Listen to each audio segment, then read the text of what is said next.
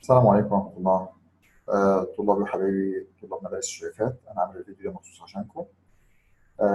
هو طبعا أنا عامله يعتبر جزء تأسيسي لبعض الناس، في طلبة أولياء أمور عندهم مشاكل مع بعض حاجات معينة بيسألوا عليها في درس معين اللي هو يعتبر في الاستيكومتري. مقابل ناس مشاكل كتير في حسابات المولز، فإن شاء الله أنا هشرح لكم بس هنت بسيط عشان الامتحان اللي عندكم، وبعد كده ننظم الأمور إن شاء الله بالنسبة للأكاديمي، يعني الاستاف الموجود إن شاء الله هيكمل معاكم لأي حد محتاج أي حاجة. فخليني الأول بداية كده أبدأ أشرح معاكم الحاجات اللي فيها مشاكل، وبعد كده إن شاء الله نبقى نشوف الترتيب أي حاجة تحتاجوها بعد كده إن شاء الله. بداية في الاستيكومتري لازم نبقى عارفين بعض الحاجات التأسيسية، اللي هو how to write chemical formula and how to balance chemical equations. إن أنا عشان أكتب chemical formula مثلا بقول iron sulfate, iron nitrate, nitrite, potassium carbonate. طب أعرف إزاي أكتب الفورمولا لو جايب لي مثلا word equation وعايز balance simplic equation، أو جايب simplic equation وعايز يعمل balance؟ إزاي أعرف الكلام ده؟ وبعدها هنتكلم على المولز إن شاء الله. خلينا بداية نروح مع بعض نشرح الحاجات دي in details ونفهم بنعملها مع بعض إزاي. أولا بداية إن أنا لازم أكون عارف بالنسبة للجروب والفالنسي أقدر أفرق ما بينهم. الجروب والفالنسي دول بعرفهم إزاي؟ لما أشوف عندي في البريدك تيبل. فالبريدك تيبل المفروض مقسوم لميتالز ونون ميتالز ومتقسم لجروبس وبيريدز. طيب ده أنا أستفيد بيه إيه؟ أقدر أستفيد إن أنا لما أشوف مع بعض دلوقتي هنا في البريدك تيبل عندنا أهو،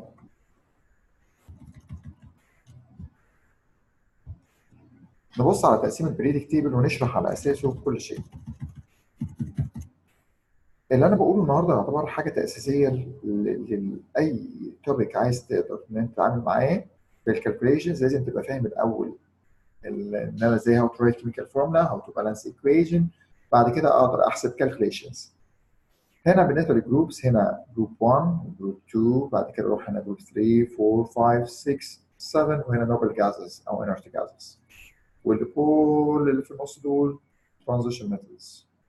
طيب انا عاوز افهم من دول بقى ايه الجروب والفالنسي. لو اي حاجه من جروب 1 الفالنسي بتاعها بيكون 1، اي حاجه جروب 2 فالنسي 2، جروب 3 فالنسي 3، جروب 4 فالنسي 4، يعني 1 2 3 4 جروب از فالنسي. طيب جروب 5 فالنسي 3 6 2 7 1. طيب وهنا فكره الجروب والفالنسي، الجروب بالنسبه للجروب انه يعتبر عدد النمبر اوف الكترونز in the outer shell، لكن بالنسبه للفالنسي number of electron lose or gain or share، يعني اللي في عنده جروب 1 بيعمل losing 1، في الاوتر 2 بيعمل losing 2، وهكذا. طب نيجي افتر 4، يعني في الاوتر 5 بيعمل gaining 3 6 gaining 2 7 gaining 1. طيب for more details خلينا نشوف مع بعض هنا. يبقى انا عشان how to write chemical formula يبقى عارف الجروب والفالنسي. جروب 1 فالنسي 1 2 2 3 3 4 4 5 3 6 2 7 1. يعني اللي عنده في الاوتر 1 عمل losing 1 2 عمل losing 2، لكن بعد الفور عمل gain complete of 8. هنا دول بوزيتيف وهنا دول نيجاتيف، لكن الفور ينفع بوزيتيف او نيجاتيف. طيب بالنسبه للترانزيشن، ترانزيشن كلهم عندهم more than one valency، بس كلهم common في 2 except السيلفر ده بيكون ب 1. طب لو هو جايب حاجه غير ال 2 لازم يكتب رقم جنبها اي او دبل اي او تريبل اي، اي في في في اي في دبل اي، كده 1 2 3 4 5 6 7. فمثلا لو بقول ايرن اوكسايد مقصود بيها ان انا اكتب الفورمولا اف اي او، او بقول ايرن 3 اوكسايد، يبقى كده انا بتكلم على الفالنسي بتاعه 3، والاكسجين ده جروب 6 فالنسي 2، انا بكتب الفورمولا هنقول اف اي 2 او 3. طيب ايه كمان لازم اكون عارفه؟ لازم اكون عارف عندنا الراديكالز او بولي اتوميك اينز، دي جروبس على بعضها لها فالنسي. زي مين؟ الحاجات اللي الفالنسي بتاعها 1، عندي NH4 اللي هو الامونيوم، في امونيا وامونيوم، امونيا دي NH3 لكن امونيوم NH4، وفي عندي نيتريت ونيترايت وهيدروكسيد. الحاجات اللي عندنا الفالنسي بتاعها 2 كربونات وسلفيت، اللي الفالنسي بتاعهم 3 دول فوسفات، ودول لازم اكون عارفهم. طيب الحاجه الثانيه كلمه انت بتقول 8 وايت وايد، يعني مثلا سلفيت او الاس او 4 ده اعلى او، الايد اقل واحده او، الايد الاليمنت من غير اي او. طب نيتريت NO3، نيترايت NO2، نيترايت N. من خلال دول اقدر اكتب كيميكال فورمولاز. ازاي؟ لما اقول فور اكزامبل ايرون 3 اوكسايد، او اقول بوتاسيوم نيتريت، اقول كالسيوم سلفيت، او نقول مغنيسيوم نيترايد، او زي مثلا عندي صوديوم نيترايت، او اقول امونيوم كربونات،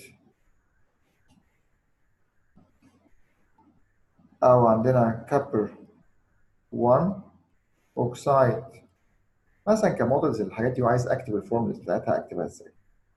لما نيجي نشوف مع بعض ايرون 3 هو كده كاتب لي الفالنسي بتاعه 3، اوكسايد معايا بريدك تيبل الاو جروب 6 يعني فالنسي 2، يبقى اكتب الفورمولا اعمل كروس يبقى اف اي 2 او 3. يبقى كده الفالنسي بتاع الايرون هو 3 والفالنسي بتاع الاوكسجين هو 2.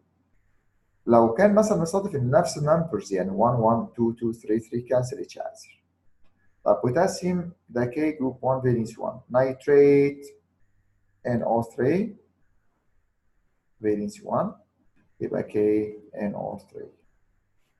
طيب كالسيوم Ca ده فالنس 2، سلفيت SO4 وده فالنس 2. طب لما نيجي نكتب كده 2 تروح مع 2 يبقى CaSO4. مغنيسيوم Mg، نيترايت اللي هو الام ده جروب 2 فالنس 2، ده جروب 5 فالنس 3، يبقى اقول هنا Mg3N2. ده كده مغنيسيوم نيترايت ده. طب لو كان مغنيسيوم نيتريت كان هيبقى MgNO3 باي 2 براكت 2. طب لو كان مغنيسيوم نيترايت MgNO2 براكت 2. طيب صوديوم نيترايت ال Na ده 1 وال NO2 1 يبقى NaNO2. امونيوم NH4 فالنس 1، كربونات CO3 فالنس 2. قلت احفظ الراديكالز يبقى اكتب NH4 براكت 2 CO3. كبر قال لي 1 والاكسجين ده 2 يبقى اكتب الفورمولا Cu2O. دي how to write chemical formula. طيب how to balance chemical equation. for example مثلا عندي C2H5OH plus O2 جاب CO2 plus H2O. حاجة تانية لو عندي مثلا CaNO3 by 2 gives CaO plus NO2 plus O2. لو عندنا Fe2O3 plus CO gives Fe plus CO2. دول لما اجي ابص عندي هنا عايز اعمل لهم بالانسنج. for balancing equation لازم اكون عارف اكتر من حاجه concepts هنشي عليها. اولا total number of atoms in a reactant equal total number of atoms in product. يعني كل الاول في الرياكتنت النمبر بتاعها equal لكل الاول في البرودكت.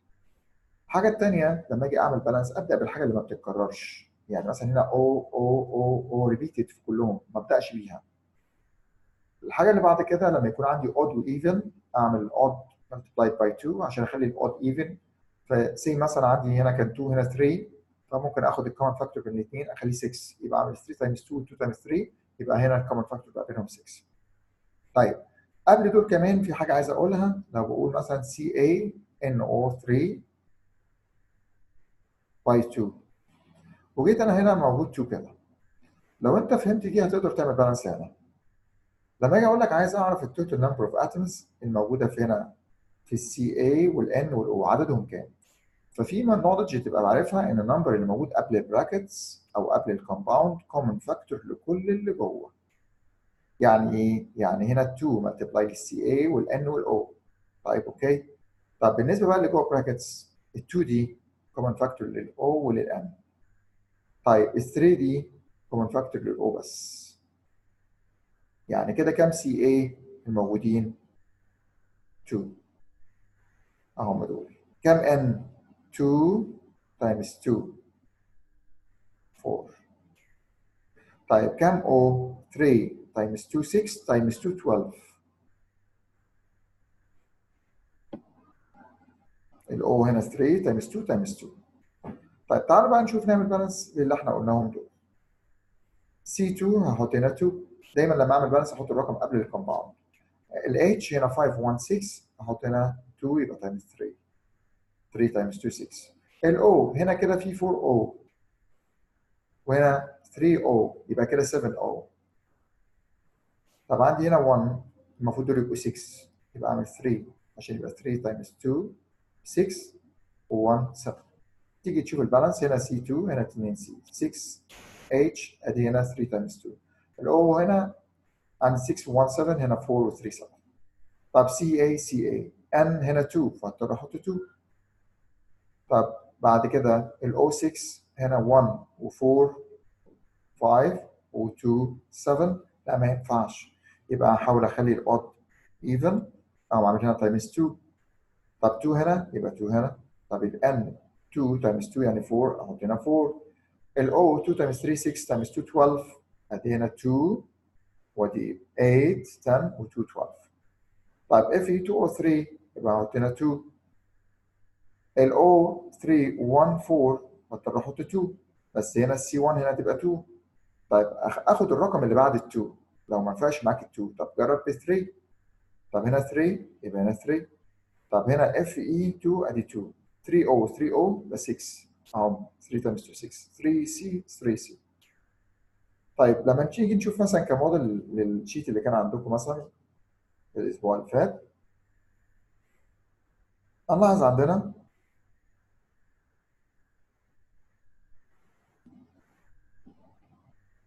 ان طالب بالانسنج الايكويشنز. طب لما اجي اشوف البالانس بتاع الحاجات دي بشكل بسيط مثلا، هنا جايب Na بلس Cl2 gives NaCl. طب هنا 1 وهنا 1 اوكي. Cl موجود 2 وهنا موجود 1 يبقى اضطر احط هنا 2. ودايما لما اجي اعمل بالانس الرقم يتحط قبل الكومباوند، ما ينفعش ادخل القلم جوه الكومباوند. هنا 2 بقت هنا 2 خلاص. طب ال Na هنا 2 احط هنا 2. ال O2 طب ما هي خلاص O2. Al Cl هنا 2 هنا 3. ال 2 و 3 كومن فاكتور 6 اعمل هنا تايمز 2 واعمل هنا تايمز 3 يبقى كده 6Cl 6Cl. طب 2Al احط هنا 2. طب هنا B4 O2 هنا O6 يبقى احط هنا 3 تايمز 2 6. NH3 ادي هنا ال N هنا N2 هضطر احط 2. طب ال H2 تايمز 3 6 يبقى احط هنا 3. طيب بعد كده هنا ال N هنا N H هنا كام؟ 3.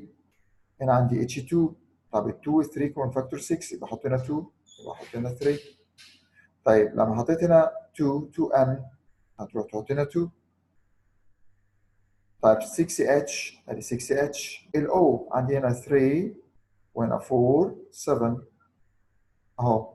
هنا 2 تايمز 2 دول عندي هنا 4 وهنا 3 تايمز 1 يبقى 3 يبقى عندك 7. طب هنا عندك كام؟ O2 يبقى المفروض ان انت عايز دي 7 over 2 O2. طيب دي كده الحل بتاعها ينفع؟ وعندك حل تاني انك ممكن تعملها كلها تايمز 2 يعني تخلي الارقام 4 7 6 4 ده available. وعندك حل انك تسيبها 2 7 over 2 اللي هي 3 and a half و3 و2 ده available وده available معاك. طيب C5 هضطر احط هنا 5. H12 يبقى انا هحط هنا 6. طيب الأوز عندي هنا 6O وهنا 10 5 times 2 10 و6 16 يبقى هنا 8 8 times 2 16. طيب بعد كده C2 هضطر احط هنا عندي 2 للسي. H516 يعني حطينا 3. الO عندي هنا كده 3O و4 7 هنا 1 يبقى دي تبقى 3 تايمز 2 6 عشان يبقى 6 1 7. ده كان موديل مثلا معانا للايه؟ ل how to write chemical formula and how to balance chemical equations. في بعد كده عندنا طبعا اللي هيجي بعد كده الجزء بتاع المولز اهو، الحاجات اللي زي دي كده، ان انا ازاي ابدا اعمل كالكوليشنز وبشكل بسيط وسهل احسب بيه ازاي. بالنسبه للكالكوليشنز سهله جدا، ما فيش فيها اي مشكله، بس الفكره اللي فيها ان انا لازم اعرف الجيفنز اللي معايا تبقى ايه. يعني مثلا لما اجي اتكلم عندي هنا على number of moles equal ايه، فالنمبر of moles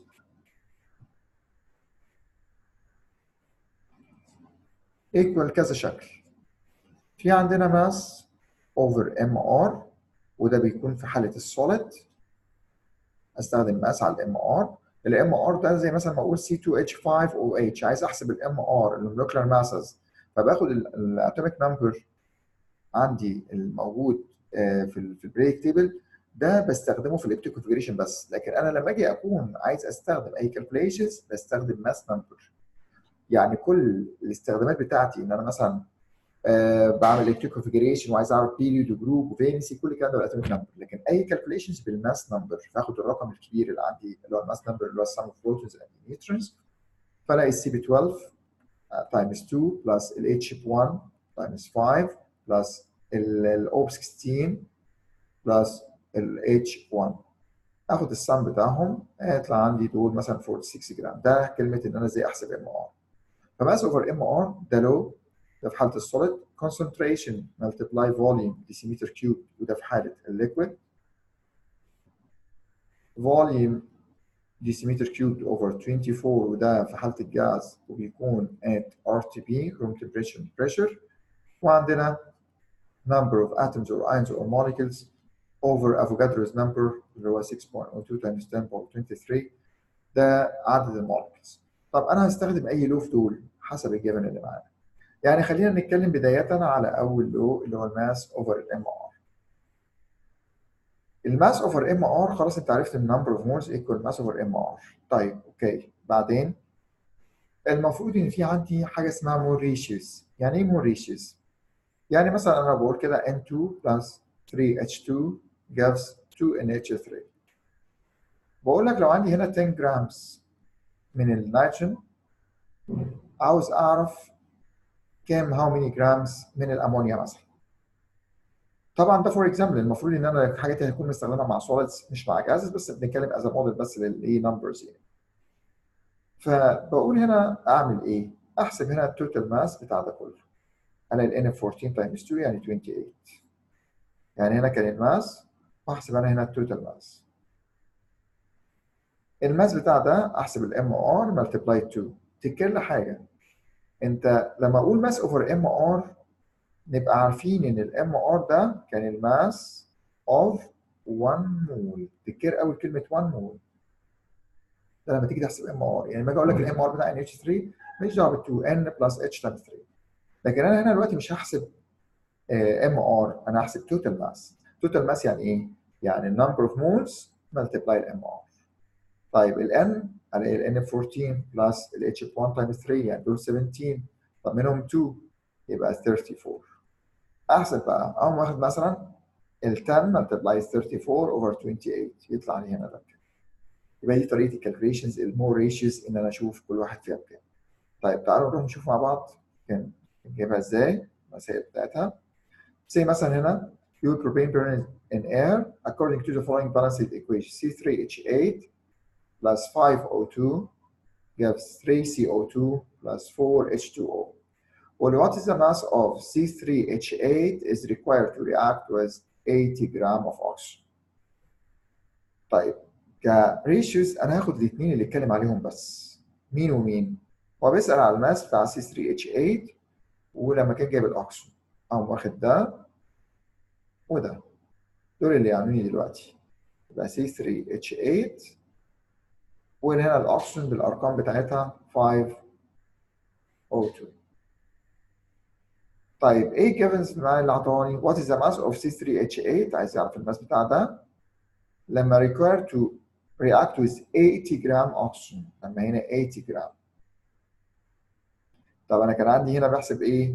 الماس. اجيب له انا ايه؟ التوتال ماس.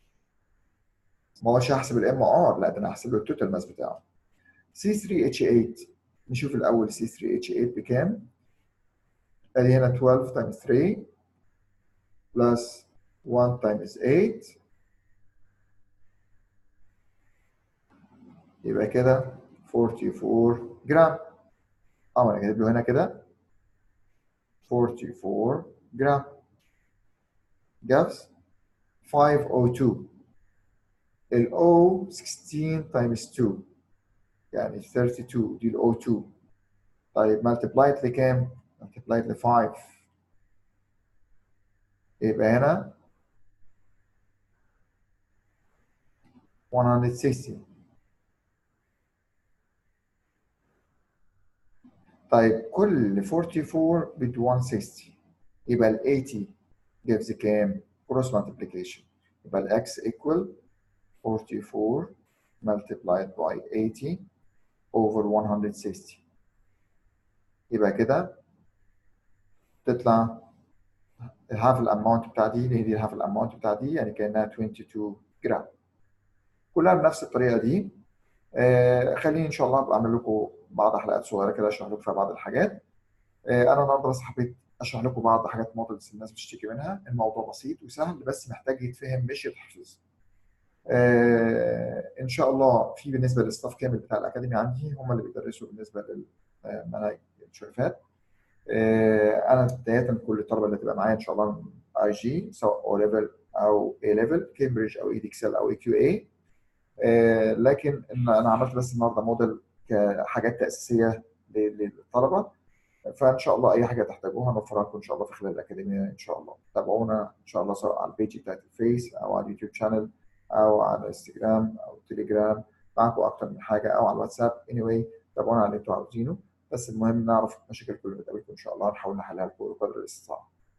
اشوفكم على خير ان شاء الله. ان شاء الله اي حاجه تحتاجوها نحاول نلبيها لكم في اقرب وقت ان شاء الله. سلام عليكم.